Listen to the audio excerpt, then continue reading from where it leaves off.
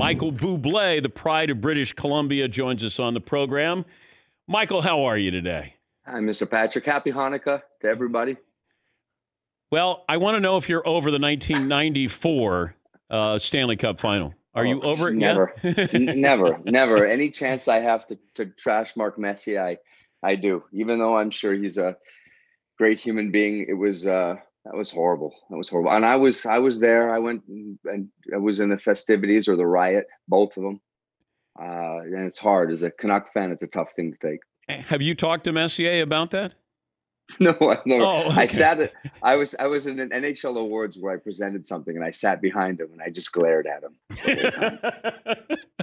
But if you saw him and you were doing a show, would you call him out or say trash talk with Mark Messier? Oh, like, you know what? I think trash talk is a very healthy thing.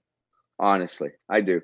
It's honestly the reason when I watched that segment with you guys were kind of taking the piss out of me a bit, and I thought that, I thought, you know what? I have to go and see Dan. I've got to be on this show now. I've got to talk to these guys. And I know what you've done for Sandler's career, and I was hoping if I could just get a bit of that. Do you want me to see if I can get you into a Sandler movie? Are you? Can I tell you, honest to God, that is my family and I. He is our favorite. Like anything he does, we are crazy about. Okay. Crazy about. When we get done, I promise you, I will text him, and then I will say that you would like to do a cameo. Oh, I'll be an idiot. He can whatever. No, I do that. Yeah. That's my role, Michael. I'm the idiot in Sandler movie. I will text him. Now, to recap what we did, we were talking about Michael Bublé, and then we all did our Michael Bublé impersonations. So we were cool cat. So winging that stuff. Yeah, baby. Yeah. Oh my God. Now I don't know if this is it Tony Bennett? Is it Ella Fitzgerald? Whose voice? How did you find your voice? That's a great question. You know, it's funny. I was thinking about this morning. I think, like all of us, we all have people that we idolize. We all have people that mean a lot to us, and so we borrow from them. We steal from them, and so.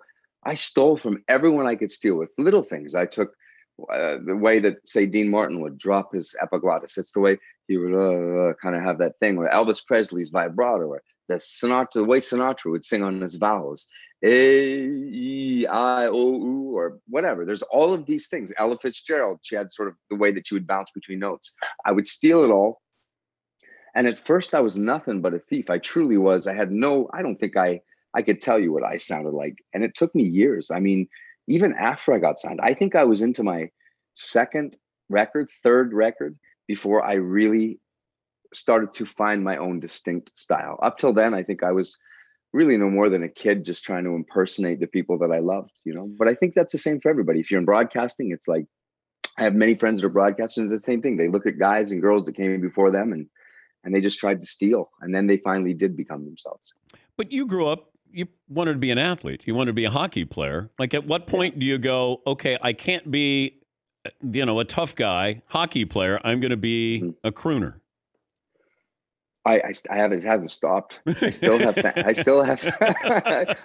have fantasies where I can hear the announcer saying, and the Vancouver Canucks proudly select with the first pick overall from Burnaby, Michael Buble. I'm 44 years old and I still do it. I still do it, man. So you still want to be Pavel Bure? Are you kidding me? Are you the Russian Rocket? He was so good. He was so good. He was amazing. I was there at the first game at the Pacific Coliseum, and my grandfather had season's tickets. And I remember him coming from behind the net. I think it was the Winnipeg Jets. And honest to God, I've never seen anything like it again in sports, or at least I haven't witnessed it being there. Everyone in the crowd, about 14,000 people, as he started to take off from behind his own net, we all started almost like jockeys on a horse. Everyone started to lift out of their seats, and you could see people starting to sort of move, and it was unbelievable. He rushed all the way from the other end. He didn't get the goal, but by the time he had made the turn from the net, there was a buzz through that building like there will never be again. It was unbelievable. And then, of course, he just went on to, 60 goals, 110 points over and over again. Yeah, there's certain guys that you see and they just skate at a different speed. Like, there's just something about them. But then you come across Gretzky, and you go, I don't know what he does really well. Yeah. But he's the greatest player of all time. Like, how do you explain that? Yeah, there's a kid that we have on the Canucks right now named Elias Pettersson. He's a Swedish kid, really great kid, nice guy. But he has that. He has that thing where he may not be the fastest or the biggest guy, but it seems like, it sounds like a cliche, but they'd always say with Gretzky, he's not going to where the puck is, he's going where the puck's going to be. And Pettersson is like that. You watch him calculating in his mind what is about to happen, what things are happening. And some of the plays he makes it's crazy. It's very strange. It's almost that the play slows down. Everything slows down for him, where the game is such a fast game, obviously, for other people. But for him, you just watch it. It's a chill mode. And the next thing you know, the puck's in the net. He's Michael Buble, the singer-songwriter, multi-platinum and multi-Grammy award-winning artist.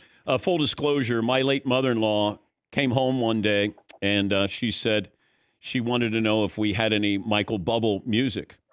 And I said, I don't know who Michael Buble is, Nanny. And then she goes, you know Michael Buble? He does all the Christmas music. I said, Michael Buble? And she said, oh, no, it's Bubble. So I don't know if you ever get that, but my late mother-in-law loved Michael Buble. People never get my name. I mean, it's the whole reason I do the bubbly ads, the Pepsi bubbly, because they may call me bubbly, booble, boobles, boobs.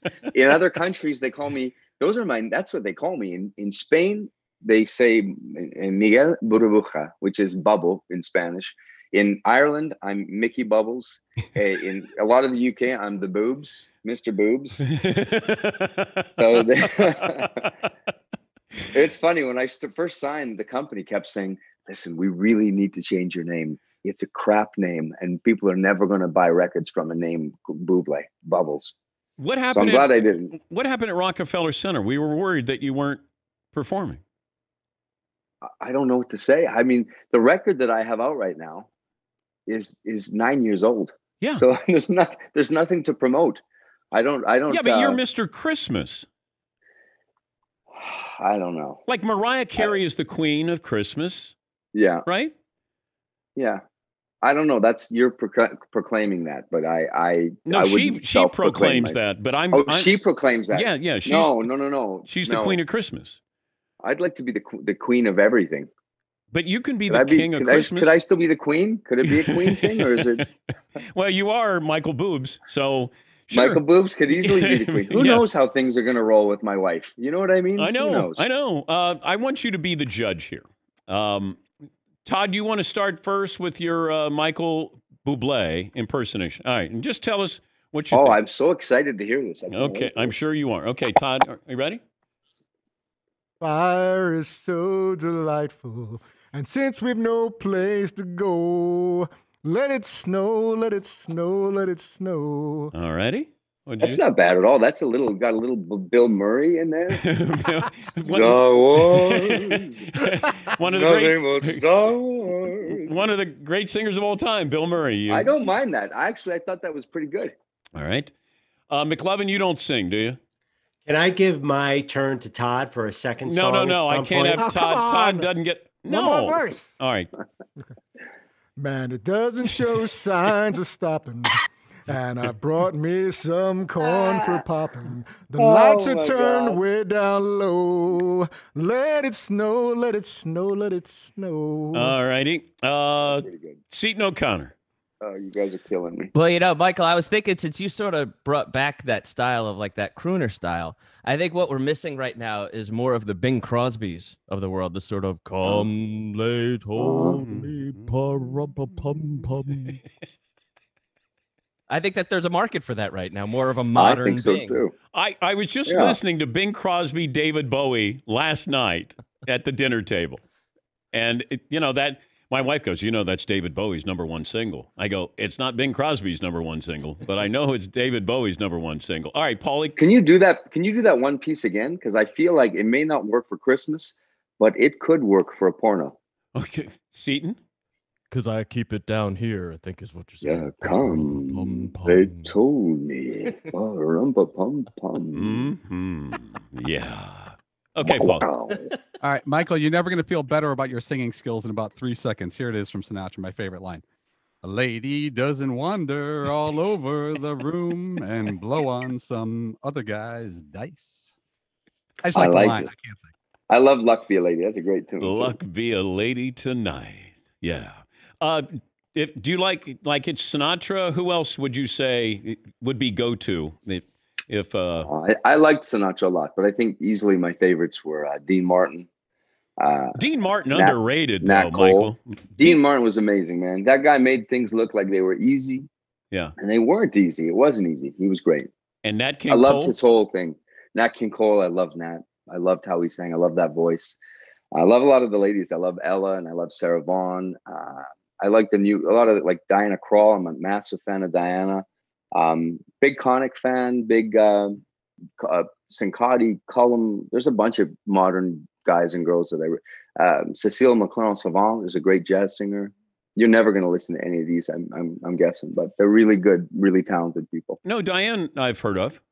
Yeah. I mean, what's cool, you guys, is I feel really protective of this genre because I know I'm Canadian, but this is the greatest gift I think America ever gave to the arts, you know? And I think that I want to be part of keeping it alive and introducing it to people because it deserves to be. It's such a beautiful root of so much of the music that we now love.